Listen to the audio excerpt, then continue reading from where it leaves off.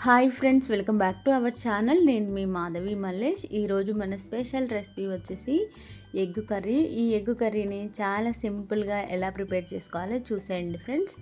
వేడి వేడి అన్నంలోకైనా ఉప్మాలోకైనా చాలా బాగుంటుంది.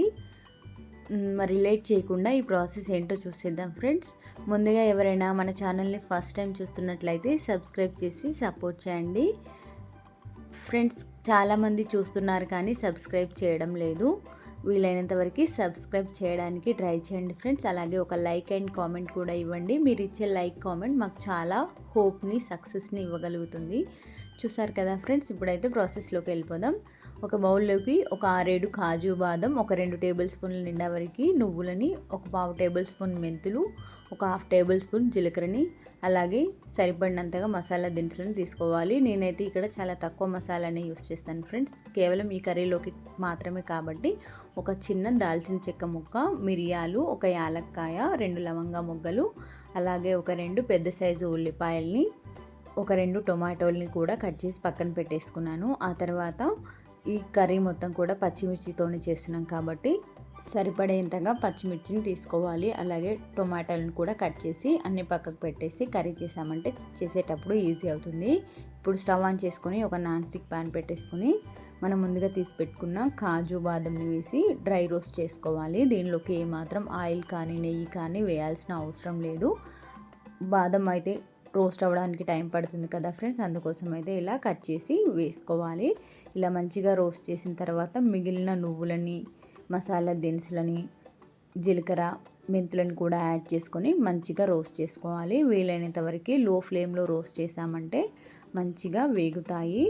మనం ఏమాత్రం చుక్క నూనె కూడా వేయకుండానే మంచిగా వేపుకోవాలి. చూసారు కదా, ఇందులో ఆల్రెడీ ఆయిల్స్ కూడా ఉంటాయి కదా ఫ్రెండ్స్. కాజు బాదం నువ్వులలో మనం కర్రీ చేసుకునేటప్పుడు వీలైనంత వరకు తక్కువ వేసుకున్నా కూడా టేస్ట్ అయితే చాలా బాగుంటుంది. వీడియోలో అంతగా కనిపించకపోవచ్చు కానీ రియల్గానైతే కర్రీలోకి ఆయిల్ పర్ఫెక్ట్గా సరిపోతుంది. ఇలా మంచిగా రోస్ట్ చేసుకున్న వాటిని తీసి వేరొక ప్లేట్లోకి వేసుకొని చల్లార్చుకోవాలి. ఇలా చల్లబరిచిన తర్వాత మిక్సీ జార్లోకి వేసేసుకొని ఫైన్గా గ్రైండ్ చేసి పక్కకు పెట్టేసుకోవాలి. చూసారు కదా ఫ్రెండ్స్, ఇలా టేస్టీగా చేసుకోవచ్చు. ఇప్పుడు అదే ప్యాన్లోకి పచ్చిమిర్చి వేగడానికి సరిపడేంతగా ఆయిల్ని వేసుకోవాలి. ఆయిల్ వేడెక్కిన తర్వాత కట్ చేసుకున్న పచ్చిమిర్చిని వేసుకుని మంచిగా వేపుకోవాలి ఫ్రెండ్స్. ఇవి కారాన్ని బట్టి తీసుకోవాలి. ఇవి చాలా కారంగా ఉన్నాయి కాబట్టి నేనైతే ఇక్కడ ఒక 10 వరకు పచ్చిమిర్చిని తీసుకున్నాను. మనం చేసే కర్రీ మొత్తానికి సరిపోవాలి కాబట్టి నేనైతే ఒక 10 వరకు కారంగా ఉన్న పచ్చిమిర్చిని తీసుకుని మంచిగా రోస్ట్ చేశాను. ఆ తర్వాత ఉల్లిపాయల్ని, టొమాటోల్ని 2 ఒకేసారి వేసుకొని కాస్త పచ్చివాసన పోయేంత వరకు వేగించుకుంటే సరిపోతుంది.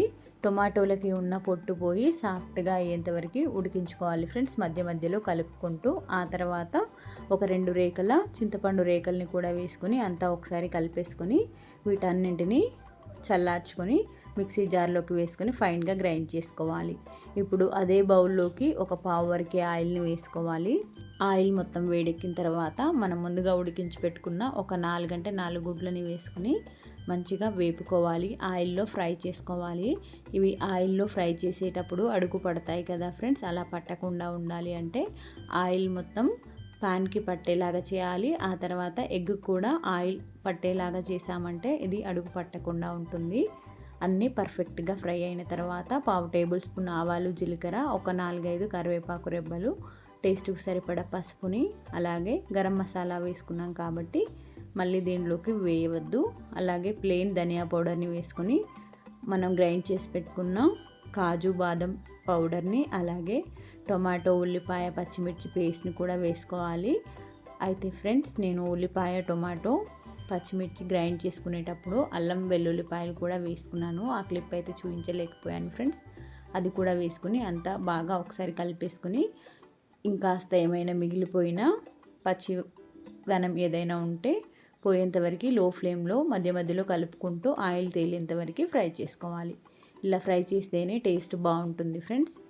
ఇందులో ఉన్న ఆయిల్ మొత్తం బయటికి రిలీజ్ అయ్యేంత వరకు మధ్య మధ్యలో కలుపుకుంటూ ఒక 2 నిమిషాలు లో ఫ్లేమ్లో ఫ్రై చేసుకోవాలి. చూసారు కదా, ఇలా ఎడ్జెస్కి మొత్తం ఆయిల్ బయటికి తేలుతుంది కదా ఫ్రెండ్స్. ఈ టైంలో ఒకసారి కలిపేసుకోవాలి. ఇలా కలిపేసిన తర్వాత టేస్ట్కి సరిపడేంతగా మన గ్రేవీకి తగ్గట్టుగా వాటర్ని యాడ్ చేసుకోవాలి. ఇక్కడ నేనైతే ఒక పెద్ద గ్లాస్ నిండా వరకు వాటర్ని యాడ్ చేసుకున్నాను. ఆ తర్వాత టేస్ట్కి సరిపడా ఉప్పుని కూడా వేసుకున్నాను ఫ్రెండ్స్. ఇలా ఉప్పు మొత్తం వేసిన తర్వాత అంతా ఒకసారి బాగా కలిపేసుకోవాలి. ఇక్కడ నేను పచ్చిమిర్చితోనే చేస్తున్నాను కదా ఫ్రెండ్స్, ఇంకా రెడ్ చిల్లీ పౌడర్ అయితే యూస్ చేయలేదు. ఇంకా ఏమైనా కారం తక్కువగా అనిపిస్తే ఇక్కడ కారంని ఉప్పుని యాడ్ చేసుకోవచ్చు ఫ్రెండ్స్. ఫైనల్గా కొద్దిగా కొత్తిమీర పుదీనాని వేసుకోవాలి. నేనైతే ఇక్కడ కొత్తిమీర వేయలేదు, ఎక్కువ శాతం పుదీనానే యూస్ చేస్తుంటా కదా ఫ్రెండ్స్, అందుకోసం అయితే కొద్దిగా ఎక్కువగానే పుదీనాని యాడ్ చేసుకొని అంతా ఒకసారి బాగా కలిపేసుకున్నాను. చూసారు కదా ఫ్రెండ్స్, గ్రేవీ అనేది వాటర్ వేసిన తర్వాత ఈ కన్సిస్టెన్సీలోకి వస్తుంది. మనకి ఇంకాస్త చిక్కదనంగా కావాలి అనుకుంటే మరొక 5 నిమిషాలు లో ఫ్లేమ్లో మూత పెట్టేసి ఉడికించామంటే ఈ కర్రీలో ఉన్న ఆయిల్ మొత్తం బయటికి తేలుతుంది ఫ్రెండ్స్. ఇలా తేలేంత వరకు కూడా దీన్ని ఉడికించామంటే ఎంతో టేస్టీగా కమ్మగా ఉండే ఎగ్ కర్రీ అనేది రెడీ అవుతుంది. ఇలా రెడీ అయిన దాన్ని వేడి వేడి అన్నంలోకి వేసుకోవచ్చు, ఉప్మాలోకి, దేనిలోకైనా తీసుకోవచ్చు ఫ్రెండ్స్. చూసారు కదా ఎంత సింపుల్గా రెడీ చేసుకున్నామో. ఆయిల్ కూడా చాలా తక్కువగానే పడుతుంది ఫ్రెండ్స్. వీడియోలో కనిపించట్లేదేమో కానీ బయట అయితే ఆయిల్ ఎక్కువగానే ఉంది ఫ్రెండ్స్. ఆ రెసిపీ నచ్చినట్లయితే తప్పకుండా లైక్ చేసి, కామెంట్ చేసి, సబ్స్క్రైబ్ చేయండి. మీ ఫ్రెండ్స్ అండ్ ఫ్యామిలీ మెంబర్స్కి కూడా షేర్ చేయండి ఫ్రెండ్స్. మీరు కూడా ఒకసారి ఖచ్చితంగా ట్రై చేసి మీకు ఏ విధంగా వచ్చిందనేది ఫీడ్బ్యాక్ నా కామెంట్ సెక్షన్లో కామెంట్ కూడా చేయొచ్చు friends. Thank you for watching.